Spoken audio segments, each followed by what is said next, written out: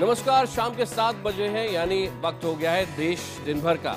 आज की बड़ी खबरें जो इस कार्यक्रम में हम आपको दिखाएंगे, उनमें सबसे पहले हिमाचल चलेंगे, जहां पर मणिकरण साहिब गुरुद्वारे पर चट्टान गिरने की वजह से कम 10 लोगों की मौत हो गई है। राजधानी दिल्ली में सड़क हादसे में 2 स्कूली बच्चे घायल हो गए, जिसके बाद लोगों में बेहद नाराजगी थी और उन्होंने जमकर तोड़फोड़ की। गाजियाबाद के सरकारी स्कूल का एक चौंकाने वाला वीडियो सामने आया है, जिसमें खुद प्रिंसिपल बच्चे को पीटता हुआ नजर आ रहा है। अकाली दल और कांग्रेस के बीच झड़प की वजह से मोहाली में मेयर पद का चुनाव स्थगित करना पड़ा है। कोलकाता में बंद के दौरान कांग्रेस कार्यकर्ता प्रदर्शन कर रहे थे, उन पर जमकर लाठियां भांजी गई है। आपको याद होगा, कल उत्तर प्रदेश में भी कुछ इसी तरह का मंजर सामने आया था, जिसमें राज बब्बर कांग्रेस के सांसद भी वहां पर थे। महाराष्ट्र के चंद्रपुर में पुलिस ने एक तोते के मामले में पूछताछ के लिए तोते को थाने में तलब किया है। ये क्या अजीबोगरीब कहानी, ये भी आपको बताएंगे आगे। लेकिन सबसे पहले चलते हैं हिमाचल प्रदेश, जहां कुल्लू में चट्टान गिरने से मणिकरण गुरुद्वारे का एक हिस्सा बुरी तरह नष्ट हो गया है। इस हादसे में कम से कम 10 लोग मारे गए हैं, 11 लोग घायल हैं। और खास तौर पे आप बाकायदा वो वीडियो में देखेंगे किस तरह से लैंडस्लाइड हो रहा है। मणिकरण साहिब गुरुद्वारे की हालत देखकर आप अंदाजा लगा सकते हैं कि इस पर चट्टानें किस रफ्तार से गिरी होंगी। एक के बाद एक 4 मंजिलें बुरी तरह बर्बाद हो गई। आप साफ देख सकते हैं कि हर मंजिल पर इतना बड़ा गड्ढा हो गया है। बताया जा रहा है कि पहाड़ों पर तेजी से हुई बारिश की वजह से चट्टानें धंसी और पीछे की तरफ से गुरुद्वारे के रिहायशी इलाके पर जा गिरी। हादसे की खबर मिलने के बाद प्रशासन ने राहत और बचाव के लिए तुरंत टीम भेज दी। हमने जैसे ही आवाज़ आई, हमने पता कराया क्या बात हुई, तो एक बहुत चट्टान जितना पत्थर यहाँ पे गुरुद्वारे की बिल्डिंग के ऊपर गिरा। आप बताइए, आप उस टाइम कमरे में थे? कमरे में थे, बाहर आ गए ना। अच्छा, तो कैसे वो हादसा ये? देख के कमरे गए। हादसे के बाद कई लोग इमारत में ही फंस गए थे, जिन्हें निकालने का काम राहत दल ने पहुंचते ही शुरू कर दिया। घायलों को इलाज के लिए अस्पताल ले जाया गया। मुख्य गुरुद्वारा पूरी तरह से सुरक्षित है और पत्थर गिरने की आशंका के मद्देनजर पूरे गुरुद्वारे को खाली करा लिया गया। All the people are declared dead. We are giving relief to each of them as per the review manual. Delhi के इंद्रलोक से खबर ये आ रही है कि स्कूली बस की टक्कर में दो बच्चे घायल हो गए और उसके बाद लोगों में बेहद नाराजगी थी। उन्होंने जमकर इलाके में तोड़फोड़ की, जिसमें डीटीसी बसों को भी लोगों ने नुकसान पहुंचाया। ये हंगामा बरपा है 2 स्कूली बच्चों के डीटीसी की टक्कर से घायल होने के बाद। दरअसल बस ने स्कूटी पर जा रहे 2 बच्चों को टक्कर मार दी थी, जिससे दोनों घायल हो गए। इसी दौरान यह अफवाह उड़ी कि एक घायल बच्ची की मौत हो गई। इसके बाद गुस्साए लोगों ने इंद्रलोक मेट्रो स्टेशन के पास 5 बसों में तोड़फोड़ की। हादसे की खबर पाकर पुलिस मौके पर पहुंची, मगर लोगों का गुस्सा नहीं था। कई पुलिस वालों के साथ भी गुस्साए लोगों ने मारपीट की। पुलिस ने इस मामले में आरोपी ड्राइवर और हंगामा कर रहे 3 लोगों को गिरफ्तार किया है। दोनों घायल बच्चों को ट्रॉमा सेंटर में भर्ती कराया गया है। इस मामले में गाड़ी के ड्राइवर के ऊपर रैश और नेग्लिजेंटली गाड़ी चलाने के अंतर्गत धाराओं में एफआईआर दर्ज कर दी गई है। राजधानी दिल्ली में ही देर रात रूस के दूतावास की एक कार ने पुलिस के बैरिकेड में जबरदस्त टक्कर मारी, जिसके कारण कम से कम 2 पुलिस कांस्टेबल घायल हो गए हैं और साथ ही साथ 2 महिलाएं भी घायल हुई हैं। कार की हालत देखकर अंदाजा लगाया जा सकता है कि टक्कर कितनी जबरदस्त रही होगी। आरोप है कि सोमवार को आधी रात रूसी दूतावास की कार में सवार कुछ विदेशी नागरिकों ने पुलिस बैरिकेडिंग को टक्कर मारी। उस दौरान बैरिकेड के पास 2 सिपाही खड़े थे और 2 गाड़ियां भी चेकिंग के लिए खड़ी थी। घायल महिलाएं अपने परिवार के साथ वसंत कुंज से अपने घर इंदिरापुरम जा रही थी। उनका आरोप है कि कार में सवार विदेशी नागरिक नशे में थे और उन्होंने छेड़खानी और मारपीट की भी कोशिश की। और बहुत बुरी तरह से हुआ था और मेरी कजिन भी साथ थी। बहुत भी कर रहे थे और उन्होंने मेरी कजिन और मुझे पुल भी करने की कोशिश। वो एम्बेसी की गाड़ी थी और उसमें 4 या 5 रशियन थे जो कि टोटली ड्रंक थे। हमने उनको निकाला कि मतलब जो जिन्होंने पकड़ा उन्हीं लोगों ने उनको निकाला कि आपने हिट कर दी है। अब आइए चलते हैं पंजाब के मोहाली, जहां से खबर ये आ रही है कि अकाली दल के और कांग्रेस के कार्यकर्ताओं के बीच में झड़प हुई। इतना ही नहीं, पत्थरबाजी भी हुई और इसका नतीजा ये हुआ कि मोहाली के मेयर पद के चुनाव को स्थगित करना पड़ा। इस चुनाव को लेकर तकरीबन 6 महीने से कवायद चल रही थी। पुलिस की ये कवायद है हंगामा कर रहे अकाली और कांग्रेस के कार्यकर्ताओं को काबू में करने की। मोहाली के मेयर पद के लिए आज वोट डाले जाने थे, मगर वोटिंग से पहले ही सरगर्मी इतनी बढ़ गई कि दोनों तरफ से पत्थर चलने लगे।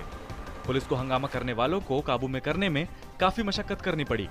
हालात की गंभीरता को देखते हुए प्रशासन ने मेयर पद का चुनाव फिलहाल स्थगित कर दिया। बता दें कि नगर निगम में अकाली दल और बीजेपी गठबंधन के 23 पार्षद हैं, जबकि कांग्रेस के 14 पार्षद। अकाली दल से बगावत कर आजाद ग्रुप बनाने वाले कुलवंत सिंह के भी 11 पार्षद हैं। एक पार्षद की कार हादसे में मौत हो चुकी है और 2 निर्दलीय पार्षद हैं। अकाली दल और कांग्रेस दोनों में से कोई भी अपने दम पर मेयर नहीं बना सकते, क्योंकि जादुई आंकड़ा 26 का है। ऐसे में अगर कोई आजाद ग्रुप के साथ मिलकर या इसमें सेंध लगाकर ही मेयर की कुर्सी पर बैठ सकता है। अब चलते हैं पश्चिम बंगाल, जहां कांग्रेस के बंद का मिला जुला असर देखने को मिला और खास तौर पे पुलिस ने काफी कड़ाई की और कई जगहों पर कांग्रेस के नेताओं पर लाठियां भी भांजी गई और उन्हें गिरफ्तार भी किया गया। कांग्रेस कार्यकर्ताओं पर लाठीचार्ज की ये तस्वीरें हैं पश्चिम बंगाल के बहरामपुर की। कांग्रेस ने कानून व्यवस्था को मुद्दा बनाते हुए पश्चिमी मिदनापुर के संबंग कॉलेज के 3rd ईयर के छात्र की हत्या को लेकर बंद बुलाया था। इस दौरान राज्य सरकार ने भी बंद को कुचलने के लिए पहले ही कमर कस ली थी। बंद के दौरान बैंक भी नहीं खुले, लेकिन सरकारी बसें और कुछ निजी गाड़ियां सड़कों पर जरूर नजर आई। सरकारी दफ्तर खुले रहे। रेलवे और हवाई यातायात पर बंद का असर नहीं देखने को मिला। सभी अहम जगहों पर पुलिस की विशेष तैनाती की गई। राज्य परिवहन की तरफ से अतिरिक्त सरकारी बसें भी चलाई गई। नहीं, ट्रेन में तो कोई दिक्कत नहीं है, कोई जगह पे रुका भी नहीं है। शायद एक बार तो उसमें आया था रिश्रा में कुछ बंद ऐसा कुछ बोल रहा था, लेकिन आने से पहले मैं देखता हूँ सब चला गया। मैं देखा है, मैंने अगले दिन में जो जाम में पड़ा रहती है, आज तो मैंने जाम नहीं, पूरा आराम से मैंने गाड़ी आराम से आ गई। दिल्ली से लगे गाजियाबाद से एक चौंकाने वाला वीडियो सामने आया, जिसमें एक स्कूल का प्रिंसिपल बच्चे को बाकायदा पीटता हुआ नजर आ रहा है और आरोप ये है कि ये प्रिंसिपल बच्चों से तरह तरह के काम करने को बोलता था। जो नहीं मानता था उनकी पिटाई करता था, उनको डांटता था, उन्हें गालियां देता था। तस्वीरों में आप साफ देख सकते हैं कि सफेद कुर्ते पैजामे में एक टीचर बच्चे को किस कदर पीट रहा है। स्कूल में मौजूद एक शख्स ने पिटाई का वीडियो मोबाइल फोन से शूट कर लिया। ये वीडियो गाजियाबाद में साहिबाबाद की पप्पू कॉलोनी के सरकारी प्राइमरी स्कूल का है। आरोप है कि प्रिंसिपल टेकचंद बच्चों को पढ़ाने के बजाय काम करवाता है और अगर बच्चे मना करते हैं तो उन्हें इसी तरह पीटता है। ये वीडियो देखकर यकीनन आप सिहर उठेंगे। किस बेरहमी से बच्चे की पिटाई की जा रही है और बच्चा चीख भी रहा है, छोड़ने की गुहार लगा रहा है, मगर उसकी पिटाई लगातार जारी है।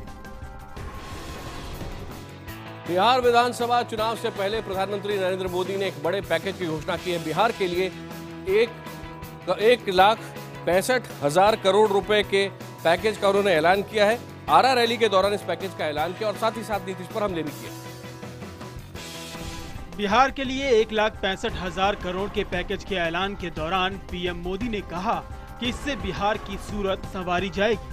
पीएम मोदी ने अपने भाषण की शुरुआत भोजपुरी में की। इस दौरान उन्होंने आरोप लगाया कि केंद्र की तरफ से बिहार को काफी मदद दी जाती है, मगर राज्य सरकार उसका इस्तेमाल नहीं करती। दिल्ली सरकार कान बराबर ठीक रख के सुन लीजिए। दिल्ली सरकार 4 लाख करोड़ रुपए का। इससे पहले पीएम मोदी ने आरा में कई परियोजनाओं का शिलान्यास किया। बाद में उन्होंने सहरसा में भी एक रैली की। जवाब में नीतीश कुमार ने भी नरेंद्र मोदी पर हमला किया, बीजेपी पर हमला किया और कहा कि बिहार को भिखारी ना समझा जाए। बिहार को आर्थिक सहायता की जरूरत नहीं है, उसे विशेष दर्जे की जरूरत है। अगर आप इसको राज्य सरकार अगर केंद्र के सामने अपनी बात रखती है, उसको आप याचना कहते हैं, आप राज्य को याचक मानते हैं और दूसरी तरफ कहते हैं कोऑपरेटिव फेडरलिज्म, सहकारी संघवाद। ये कौन सा सहकारी संघवाद है, मैं जानना चाहता हूं। ये कैसा सहकारी संघवाद है कि राज्य अगर केंद्र को ज्ञापन देता है तो आप कहते हैं आप मांग रहे हो, याचक हो, बीमारू हो नहीं तो क्यों मांग रहे हो। वाह भाई, अब तक जो विशेष राज्य का दर्जा प्राप्त है जिन राज्यों को, वो बीमारू थे क्या? नीतीश और लालू बिहार में हमलावर थे तो अमेठी के दौरे पर राहुल गांधी ने भी प्रधानमंत्री नरेंद्र मोदी पर हमले किए। किसानों के बीच चारपाई पर बैठे राहुल गांधी अपने संसदीय क्षेत्र में लोगों की समस्याएं सुन रहे हैं, उन्हें भरोसा दे रहे हैं, ये बताने की कोशिश कर रहे हैं कि कांग्रेस ही लोगों के हितों का ख्याल रख सकती है। इससे पहले जगदीशपुर में एक जनसभा के दौरान राहुल ने पीएम मोदी पर जमकर निशाना साधा। एक तरफ कहते हैं आर्मी वालों से कहते हैं भैया पैसा नहीं है, दूसरी तरफ बिहार में लाख करोड़ रुपए दे रहे हैं, 1.5 लाख करोड़ रुपए। इधर आर्मी भूख हड़ताल पे, इधर 15 लाख का कोई दिखाई नहीं दे रहा है, उधर एक नया वायदा। राहुल गांधी कांग्रेस नेता मन्नान खां के घर भी पहुंचे। मन्नान का कुछ दिन पहले निधन हो गया था। राहुल गांधी ने उनके परिवार से मिलकर शोक संवेदना व्यक्त की। वन रैंक वन पेंशन के मुद्दे पर भले ही प्रधानमंत्री ने ये कहा हो कि सिद्धांततः सरकार ये करने के लिए तैयार है, लेकिन सैनिक इससे खुश नहीं है। आज एक और पूर्व सैनिक आमरण अनशन पर बैठ गया। एक रैंक एक पेंशन को लेकर आमरण अनशन पर बैठने वालों में आज अशोक कुमार सिंह चौहान का नाम भी जुड़ गया। भूख हड़ताल पर बैठे पूर्व सैनिकों का कहना है कि सरकार अगर बलिदान चाहती है तो वो बलिदान देंगे।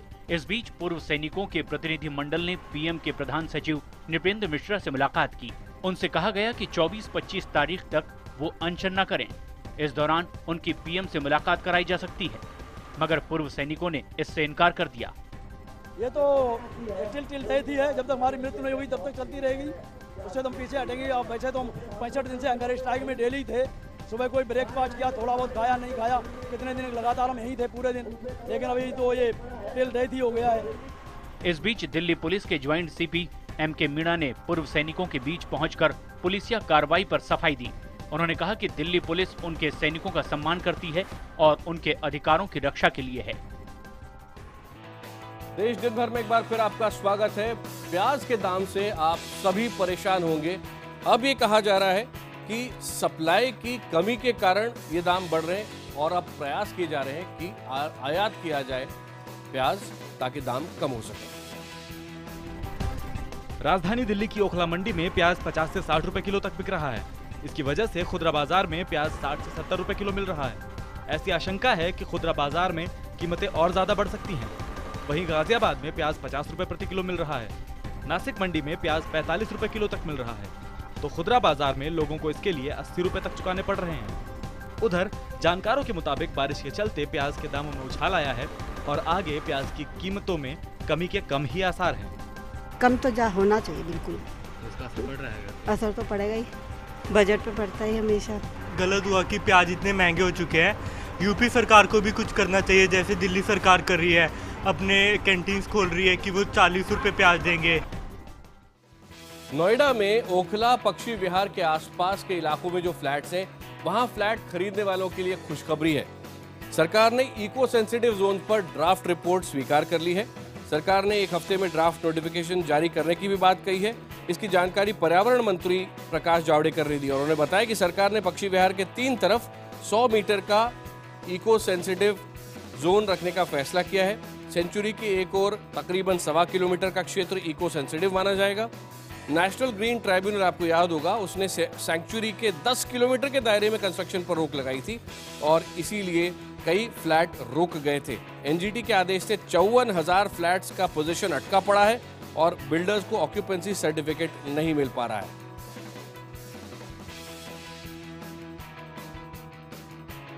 दिल्ली की बिजली कंपनियों ने जमकर फर्जीवाड़ा किया है और ये बात सामने आई है सीएजी की रिपोर्ट से। अब इस पर राजनीति भी तेज हो गई है। 49 दिनों की पिछली केजरीवाल सरकार ने बिजली कंपनियों के ऑडिट के लिए सीएजी को दरख्वास्त की थी, जिसकी रिपोर्ट अब आई है। सीएजी रिपोर्ट के मुताबिक तीनों बिजली कंपनियों ने करीब 8,000 करोड़ रुपए का घपला किया है। इन कंपनियों ने हिसाब किताब में इस पैसे को घाटे के तौर पर दिखाया है।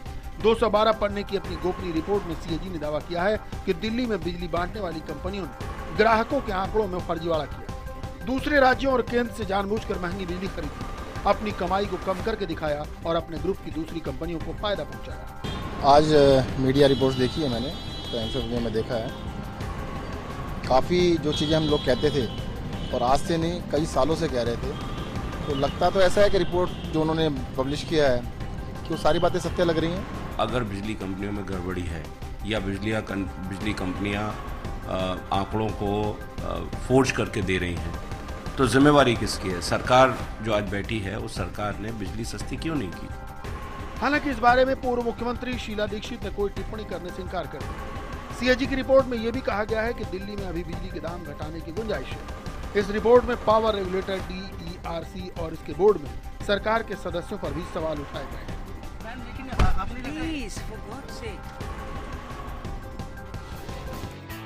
इस वक्त एक बड़ी खबर आ रही है झारखंड से, जहां नक्सलियों ने हमला किया है, जिसमें रांची के SSP प्रभात कुमार को बताया जा रहा है कि गोली लगी है और उनके ड्राइवर को गोली लगने के बाद वो शहीद हो गया है। पुलिस ने जवाबी कार्रवाई में एक नक्सली को भी मार गिराया है। इस मामले में मुख्यमंत्री रघुवर दास ने अपने प्रधान सचिव से पूरी जानकारी ली है। उधर गृह मंत्री राजनाथ सिंह ने झारखंड के मुख्यमंत्री से बात कर हालात की डिटेल्स लिए हैं।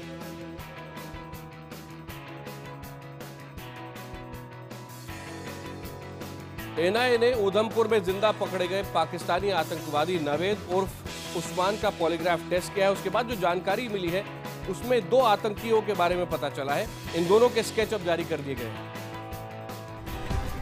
ये स्केच है उन 2 आतंकियों के जो पाकिस्तानी आतंकी नवेद के साथ भारत में दाखिल हुए थे। नवेद के एक साथी को तो सुरक्षा बलों ने मुठभेड़ में मार गिराया था। बाकी 2 की तलाश अब स्केच के आधार पर की जाएगी। उधर NIA को नवेद के पॉलीग्राफ टेस्ट से कई अहम खुलासे होने की उम्मीद है। इस बीच जम्मू कश्मीर के सोपोर में एक पुलिसकर्मी आतंकी हमले में शहीद हो गया। इस हमले में एक आम नागरिक की भी मौत हो गई। महाराष्ट्र के चंद्रपुर से एक अजीबोगरीब बात सामने आ रही है। एक ऐसा तोता मिला है जो गालियां देता है और पुलिस का कहना है कि इसे थाने भेज देना चाहिए, लेकिन जब पुलिस के सामने इस तोते को लाया गया तो उसने गालियां दी ही नहीं। पिंजड़े में बंद इस तोते पर आरोप है कि ये आने जाने वाले लोगों को गालियां देता है। इस मामले में एक शख्स ने तोते समेत 3 लोगों के खिलाफ पुलिस में शिकायत दर्ज कराई। इसके बाद पुलिस ने समन भेजकर तोते को थाने में तलब किया, मगर जब पुलिस ने पड़ताल शुरू की तो तोते ने कुछ बोला ही नहीं।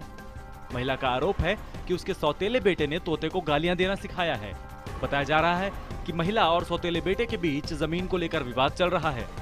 महिला के मुताबिक जब भी वो घर के पास से गुजरती है तो तोता उसे गालियां देना शुरू कर देता है। महिला की मानसिक प्रताड़ना को देखते हुए पुलिस ने तोते को वन विभाग को सौंप दिया है। आप कई बार मोबाइल पर बात करते होंगे तो उसमें कॉल ड्रॉप होते होंगे। अब आपको याद होगा कल हमने दिखाया था कैसे प्रेस कॉन्फ्रेंस में टेलीकॉम कंपनियों ने अपनी समस्याएं बताई थी। अब इन समस्याओं के निराकरण के लिए सरकार ने पहल की है। कॉल ड्रॉप को लेकर ग्राहकों की परेशानी जल्द ही खत्म हो सकती है। सरकार ने टेलीकॉम कंपनियों को टावर लगाने के लिए अपनी जमीन देने का फैसला किया है। इस बात का ऐलान टेलीकॉम सचिव राकेश गर्ग ने किया। सरकार ने माना कि पिछले 7-8 महीने में कॉल ड्रॉप की समस्या काफी ज्यादा बढ़ गई है। Not only for asking for helping them by giving a single window clearance for tower clearances for right of ways, as well as allowing the government buildings and the government land for setting up the towers, of course on payment, but nonetheless allowing them to use those things and so for setting up the tower. सरकार का ये ऐलान telecom कंपनियों की उस मांग की एक दिन के बाद आ गया जिसमें उन्होंने टावर लगाने के लिए सरकारी जमीन देने की बात कही थी। देश दिन भर में आज इतना ही।